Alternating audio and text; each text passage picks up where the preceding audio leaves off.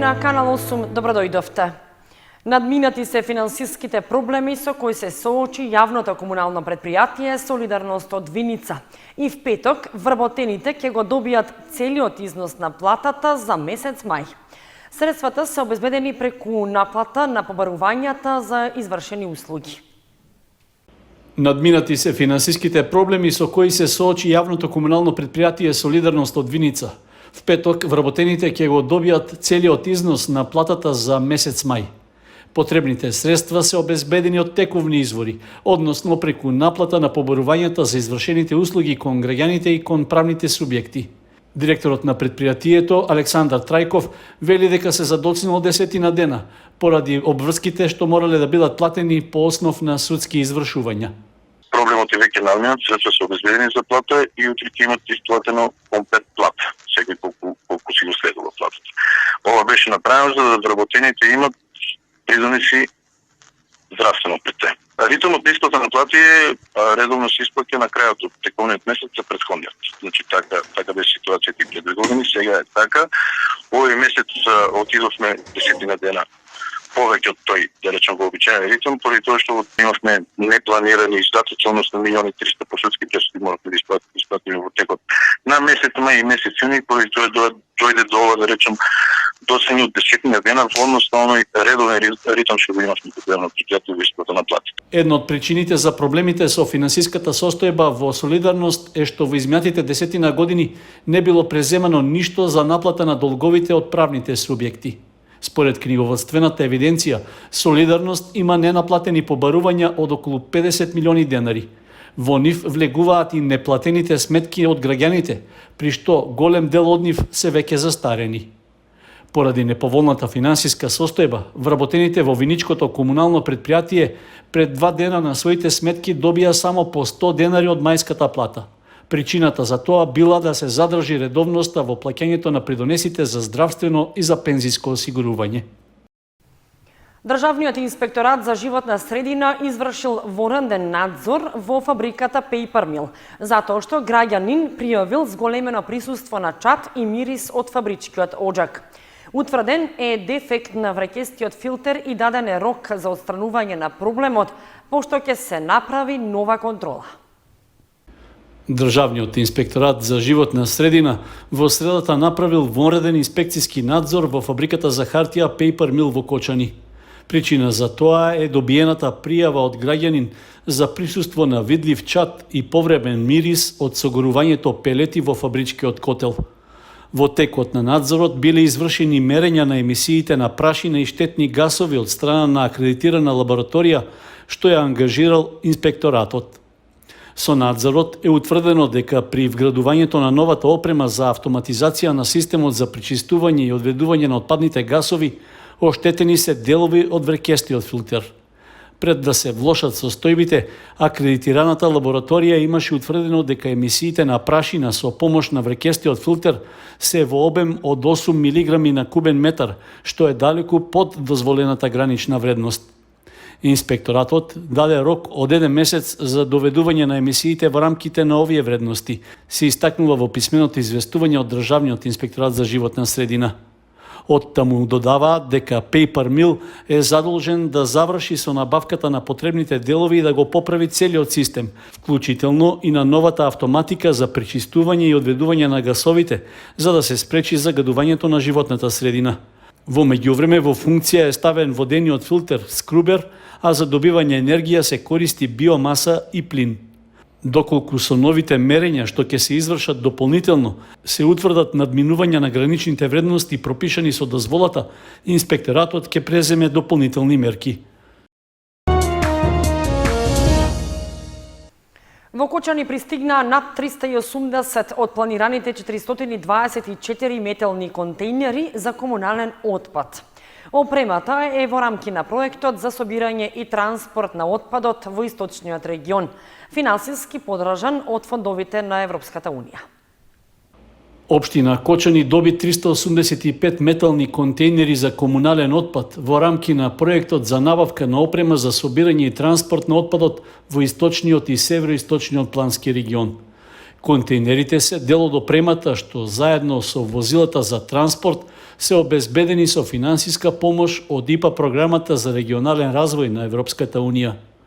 Садовите за прибирање отпад се со капацитет од 1,1 кубен метар. Произведени се во Турција, а според најавата од производителот, наскоро ќе почне нивната монтажа и комплетирање со неопходните механизми, пошто ќе му бидат предадени на комуналното предпријатие Водовод. Од Одделението за локален економски развој на општина Кочани информираа дека се очекува деновиве да бидат испорачани уште 40 вакви контейнери. Со тоа ќе се заокружи бројката од 424 колку што се планирани за нашата општина. Директорот на Водовод Андреј Киров истакна дека новите контейнери ќе бидат распоредени на повеќе локации во градот и во населените места. При тоа ќе бидат соодветно обележани за отпадот што ќе може да се исфрла во нив. Намерата е да се прави селекција на органскиот од пластичниот и другиот комунален отпад, со што ќе се обезбеди негова полесна преработка во идната регионална депонија за отпад кај Свети Николе. Локалната самоуправа на Кочани продава нови парцели за изградба на куќи, стамбени згради и деловни објекти. Рокот на објавата за продажба веќе тече, а пријавувањето за јавното надавање ќе трае до 27 јули.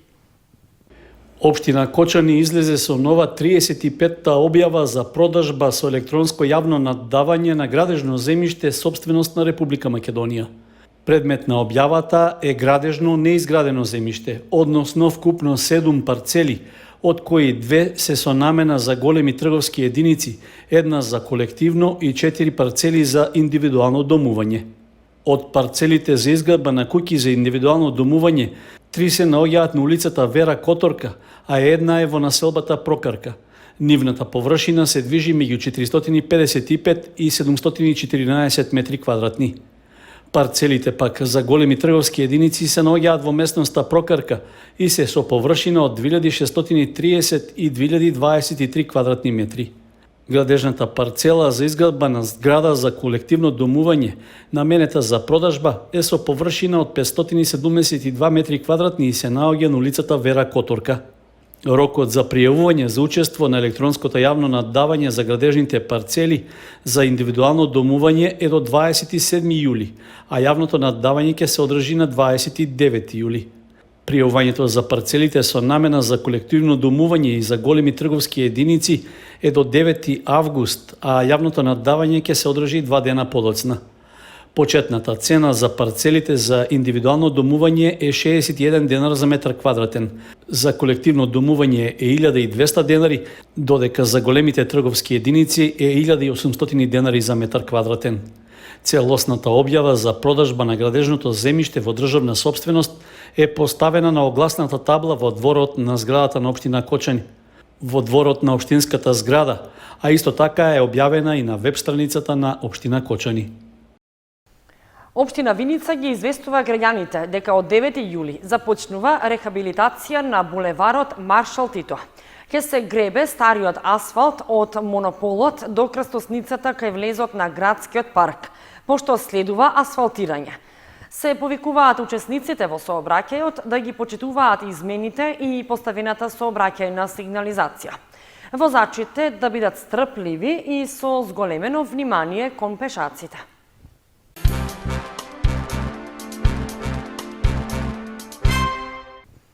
Цревните вируси ги нападнаа луѓето. Зголемен број лица, од кои повеќето деца, побарале лекарска помош деновиве. Полно е и детското оделение во Кочанската болница со деца со стомачни проблеми. Лекарите со совети за заштита и превенција на високите температури.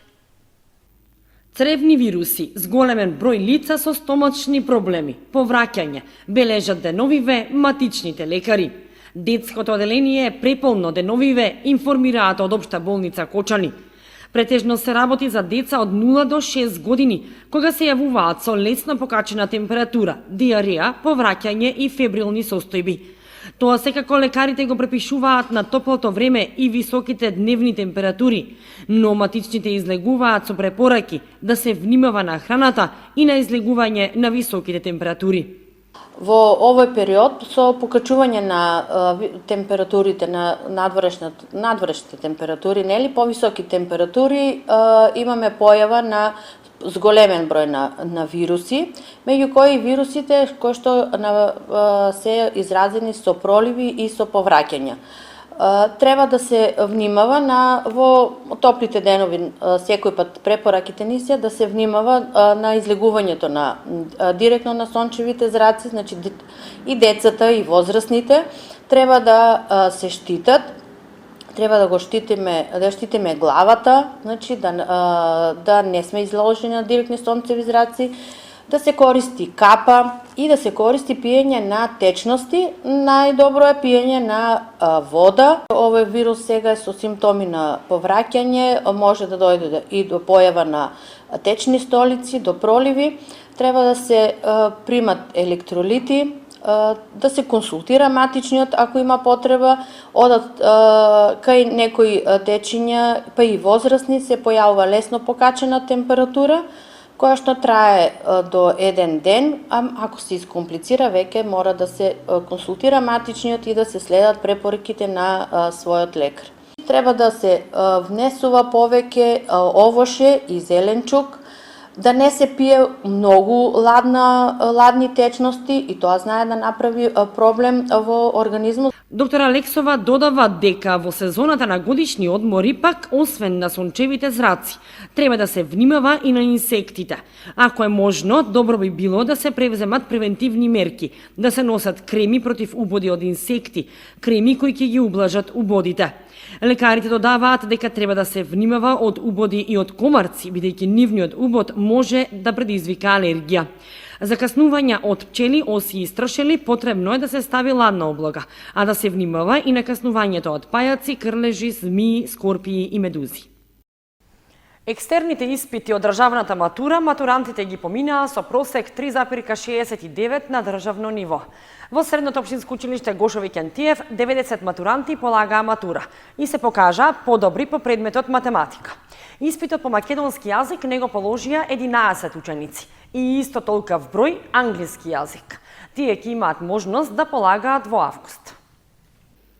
Матурантите годинава покажаа средни резултати на полагањето на екстерните испити од државната матура.